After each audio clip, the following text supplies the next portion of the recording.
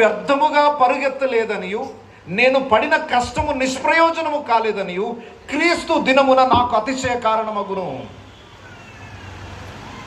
మీరందరూ మూర్ఖమైన వక్రజనము మధ్య దేవుని వాక్యాన్ని చేతపట్టుకొని ఆకాశమందున జ్యోతులాగా వెలుగుతే ఏంటో తెలుసా నాకు బెనిఫిట్? రేపు క్రీస్తు న్యాయం పీఠం ఎదుట దేవుని దగ్గర కొంచెం తలెత్తుకొని నిలబడతాం. దేవా, నువ్వు నాకు అప్పగించిన పరిచర్య వ్యర్థం కాలేదయ్యా. 27 ఏళ్ళు సేవ చేశాం కదా, వ్యర్థం కాలేదు నాయన. నేను వ్యర్థంగా సేవ చేయలేదు నాయన. ఇదిగో వీళ్ళందరూ నీవు నాకు ఇచ్చిన ప్రజలు, వీరందరూ జీవవాక్యాన్ని చేత పట్టుకొని వెలుగుగా ప్రకాశిస్తున్న ప్రజలని మిమ్మల్ని చూపించి నేను కొంచెం కాలర్ ఎగరేసుకుంటాను. మీ పేరు చెప్పుకొని దేవుని దగ్గర మెప్పు పొందుకుంటాను. మీరు వెలుగుగా ప్రకాశిస్తే నాకు అతిశయం అట. ప్రతి సేవకునికి ఇదే సాక్ష్యం.